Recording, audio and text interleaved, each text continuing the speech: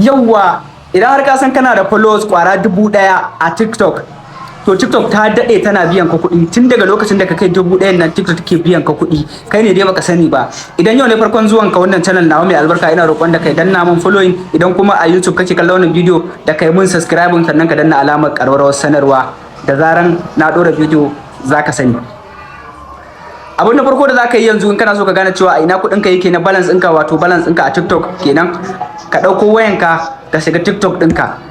Bayan ka shiga TikTok ɗinka ya gama sacin ɗin da ya buɗe, a nan gefen TikTok ɗinka za ga an rubuta ma profile. Already kowa ya san profile ɗin shi a TikTok, yawwa inda bidiyoyinka suke, komai naka wanda kake posting a TikTok. Bayan ka shiga profile ɗinka, daga can sama za ga wasu layuka guda uku. Wayannan layukan guda uku su za ka kilikin. Idan ka shiga kai kilikin, daga nan ƙasa za ga an nuno ma setting and privacy. Na ƙasan kenan setting and privacy.